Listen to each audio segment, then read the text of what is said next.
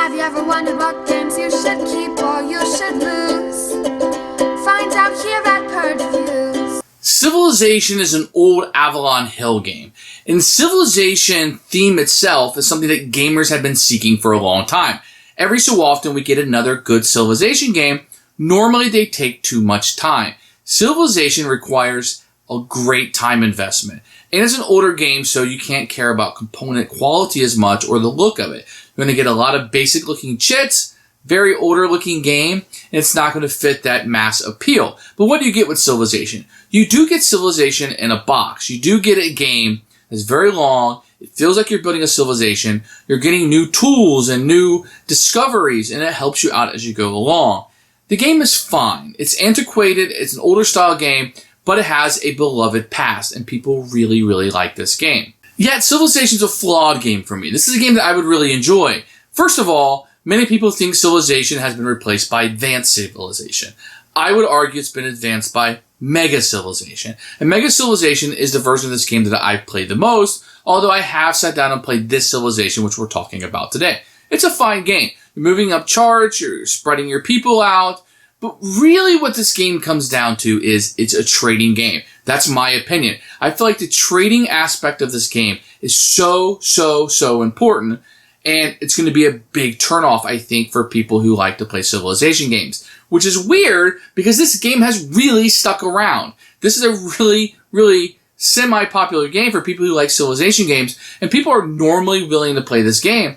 But I feel like new gamers coming into this are going to be let down by the trading aspect of the game, how quickly it is, how bad you can get screwed. But there is a lot of fun in that. I'm so curious why people who like Civilization games like this trading aspect of the game. Otherwise, I do like the discovery elements. I do like how your civilization is constantly building and you're winning more people and the grading of it. And there's bookkeeping you have to do in this game. And it feels like a grandiose game. You're adding people, you're adding discoveries, you're adding new things. And it really feels like you're building a civilization. And you're competing with other people that are also building civilizations. Sometimes you will get really desperate because you're falling behind. You got to make those desperation moves. And if they work out, then your civilization will be growing rapidly and perhaps more rapidly than other people. But if that move doesn't work out, you're going to be falling further and further behind. I don't know if the game has great catch-up mechanics. I don't think it's trying to be a game per se. I think it's trying to be where you're building civilizations. And sometimes some civilizations are smaller than others, perhaps. I don't know if you fall really far behind if you're going to be able to catch up. Maybe that trading mechanism, people won't trade with the leader and that will kind of block it out. We didn't really play maybe that cutthroat, but I could definitely see that being the only catch-up mechanic in the game. Otherwise, it's a really fun game. If you're into these Avalon Hill games or into these older games, you don't mind the components not being as nice, you don't want to upgrade to Advanced, you don't want to upgrade to Mega Civilization, or maybe you have nostalgic feelings for this game, then I think that it will open up for you and you have fun. I think with today's market, there are really good Civilization games on the market. This is absolutely one of them. I think that's why it's been reprinted in Mega Civ and why it still lives on today. But I think it's long. I think it's going to turn off a lot of gamers. This is a long game. 6 to 10 hour game, depending on how long you're going to take on your turns. There are ways to speed the game up. You do things simultaneously. You can put a timer on the trading aspect, which the game recommends. But just know that this is a long game. This isn't something you're playing in an hour or two. This is a time investment. For me, it was a purge. And the reason why it was a purge is that I have Mega Civ, and that game has replaced Civilization for me. There's no reason for me to have both. Very happy with Mega Civ. I'll keep that version. This one will go. If I only had to pick one, listen, this game's not going to get played very often. This is a con game for me. It's something I'm only going to pull out due to the length of the game at a con. And I'm not exactly crazy about the game in the first place. I think I'd rather get my Civilization fix elsewhere. But let me be clear, this game has been replaced by Mega Civ for me. Purge for me for that reason. So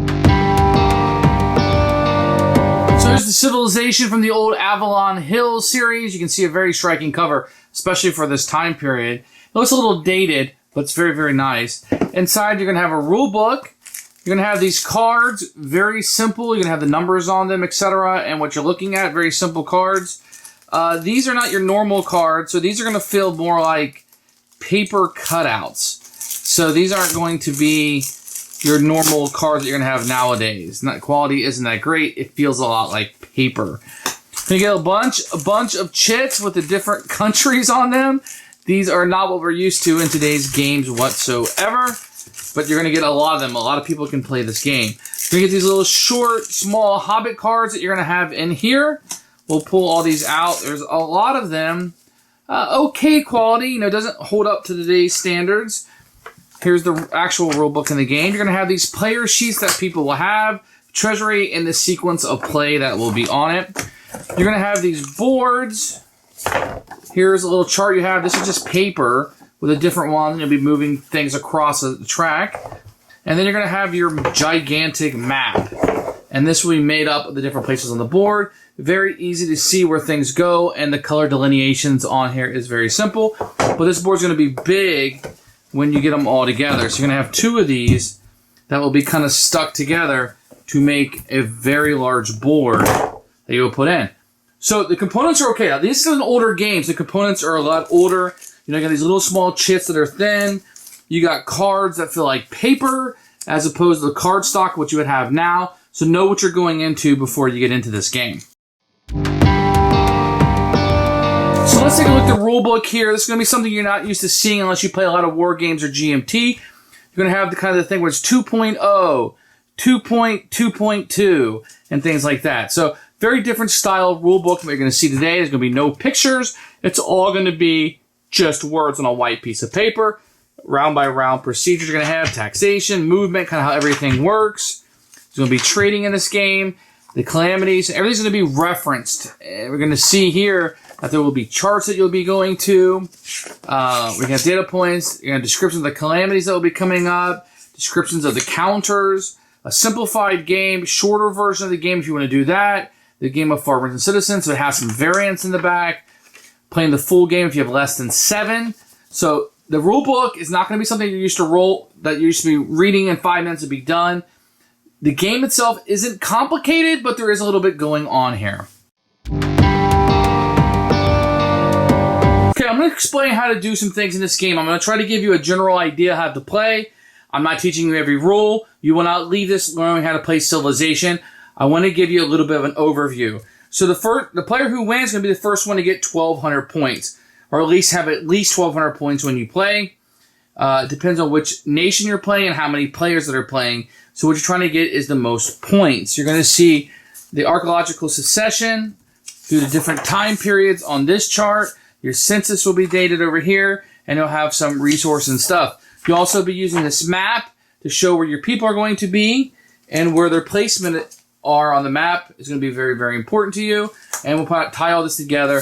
Hopefully by the end of this, you'll have a general flow of the game. Being that this is one of those games that has a reputation of being very long, which it is, and also fits a lot of players, and you may think it's overly complicated, it's really not. There's a lot going on concerning these modern games that are shaped up to be really small. So let me kind of tell you what's going on.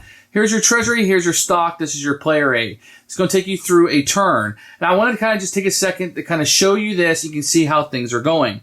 So the first thing you do each turn is collect taxes. Then your population will expand. You'll fill out the census. You can construct ships if you want to, move people around the board, have any battles that will happen. Then you build cities, remove your surplus population if you're over the barrier. Then you can acquire trade cards, and then you will trade. This is really where the game comes alive. A lot of player interaction there. You can acquire civilization cards, which will help you score victory points. Then you resolve any calamities that people gave you, and then you'll kind of do a cleanup phase. Sounds like a lot. It's just broken down into a lot of spots. So the taxation, which is the first step, is very easy. For every city you have on the board, you have to pay 2 tokens in. If you cannot pay the 2 tokens, then you have a revolt, and you could possibly lose some of your cities. So you definitely want to keep track of how much you're taking in per city that you have. The next thing is going to be population explosion. These are going to be your people that you'll put out on the board. Each player will add 1 token to every area which already contains one of his tokens, and 2 tokens if it already contains 2. So if it has 1 in one of your cities up here, let's say you had a person here, and you already had 1, then you would simply add a second one.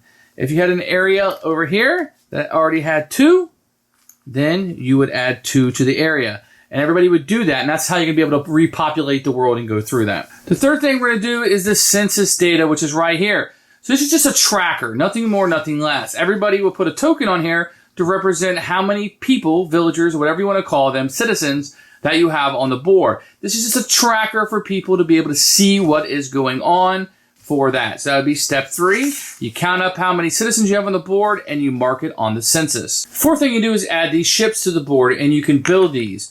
The reason why you want ships is they allow you to move between areas. So you have this little island out here, you can't move without having a ship. Or if you want to move large areas, this whole big blue spot is 1. So if you want to go here to here, you could go all the way through here and up and around and so forth. Or you can just take a ship and kind of park yourself over there. So ships can be very valuable. So you can build those right now. Building a ship will cost you 2 tokens. You'll give those up and you'll be able to build a ship next to where you're already at. The 5th place we're going to do is move. So if you have somebody on the board, you can move them to an adjacent location. Now movement will be done in the order of the census. So that will be our turn order for movement. Ships can also hold 5 tokens and move from location to location. And this is a quick way to move your army really quickly. Otherwise, you're stuck just moving one at a time. Remember, you're doing this in player order based on the census. Now, people are on completely different sides of the map. That can be done simultaneously because you're not going to be affecting each other's decisions most likely. Now, when you're moving these ships, there are some barriers, like you might need a navigational in order to move into open waters. So there are some restrictions they're going to have. For the purpose of this flow of the game explanation, I'm not going to explain that, but know there are limitations to what you can do on the map. And you will need some of these civilization cards, these upgrades, in order to do some of that. One of those in particular is navigational. You can't move into open waters until you have navigation. The next part is going to be conflict. So if you have 2 people from different civilizations in the same area, then a conflict would arise. Ships are never in conflict, only land units. Conflicts are very easy. So if 2 people are in the same area and you're above the conflict. So here is 1. The number here is 1. You can only have 1 population. So each player would take turns eliminating somebody until we're down to 1. So this guy would be standing alone, and these would come back into your supply, and that's how you would take care of conflict. Now, if you have a city in an area, it takes a 7. You have to have at least 7 people there in order to take over a city. So you would need to have a lot of people there in order to beat a city. We have very good defenses. So if a place has 12 tokens and no city, you can go up to 12 tokens and you can add a city there. If there's already a city and you have 6, you can convert those into an additional city.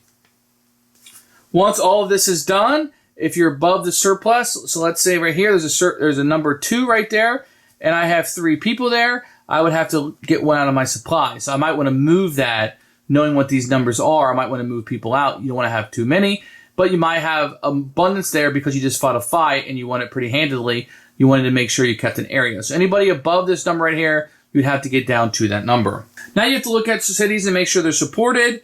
For every city you have to make sure you have at least 2 people on the board. In this case, I do. So that city would be safe. So for each city, you got to make sure you have 2 people. So that's a lot of planning that's going on, even if they're spread out. So here are the resources you'll be getting. It's very easy. The next stage, which is 9 acquired trade cards. For each city you have, you're going to get a card. So you have 1 city, you get this. You have 2, you get 1 of each. You have 3, you get 1 of the first 3. You can acquire these. These obviously have different values on them and are worth different things. Number 10 is trading. So when you trade, you'll be trading these cards you have. Now you can lie about what's in a trade. That may make people not want to trade with you down the pike, but you always have to be honest about how many cards you're giving them. I'm giving you 3 cards. I couldn't say I'm giving you 3 cards and then only give you 2. But I can lie about what's on the other side of them and you don't show them. I can say, well, I'm going to give you a 9, 2 9s and an 8. I'm going to give you 3 cards. And you give it to them like, well, this is a 6, a 9, and a 5. You stinker, you. So that's kind of how trading is done. But remember, if you do a lot of bad trades, people aren't going to trust you to trade in the future. And then what you'll do is you'll spend those cards as you have them to purchase the civilization cards. So here's engineering, strengthens city defenses, and reduces the effects of flooding. And you can see the cost down here that you would have. Democracy, reduces the effects of civil war and civil disorder. Mysticism, this gives you points. You got drama and poetry, counts 20 toward literacy and 10 towards democracy. And everybody can kind of buy these at the same time as long as you're not running low. You just pay the cost of it, then you have it, which will garner you points. And in addition, will give you certain powers if applicable. Here's coinage. Allows for changes in taxation, so etc. And this is really what you're working towards the entire game. Everything you're doing is working towards getting these cards. That's pretty much civilization. There's some calamities that can come up. For the most part, you're adding and taking people away from the map. to bring your census up so you can move people away, have conflicts. Then based on the number of cities you have, which is really what you're building towards, you'll be able to get these cards, and you trade these cards in order to buy the civilization cards, which score you points. So the people give you cities, cities give you these cards give you the points and powers. And that's kind of how the game goes. If you keep it that simple, the game is going to be easy to understand. There's a lot of nitpicky rules. You have calamities that are coming up, card descriptions. There's a simplified game, a shorter game. The game is long. One of the things that people do is try to keep that trading phase to a minimum. But that's pretty much the overflow of the game. There are a lot of rules I left out, nitpicky rules, but I think that gives you a general overflow. People have played Civilization 1,500 times and grokked it to death will say, wow, you left this out, this out, and this out. But if you've never played this game before and you kind of wanted to peek at it, I think this gives you a fairly good overflow. I hope I've done a good job at that. Thanks for watching, and I'll come back now and tell you who should buy this game. Who should buy this game? I think without a question of a doubt, this is for people who have nostalgia about this game. Absolutely, you're going to want to go back and find this game. It's not a very expensive game to get. With that said, Advanced Civ or even Mega Civ has replaced this game. Who should buy this game? Strictly for people who have the time to play a long game or are going to take this to a con and have some buddies who want to play it. If you want to do a Civilization game that has active trading in it, this would be that game. You really do feel like you're building a civilization, and it's an epic game to play. It takes up a lot of time. It feels like it takes up a lot of time, and you feel like when you're done with it, wow, I built this civilization. You really get that feel with it. This is not a filler. This is not a Thursday night game you have a couple hours to blow. This is something you have to play over multiple nights and keep set up, or a long gaming session. For me, it's a purge. I replace it with Mega Civ. Your mileage may vary, but that's where I sit on this copy. It may fit your needs. Thanks for watching the video. I really appreciate you tuning in.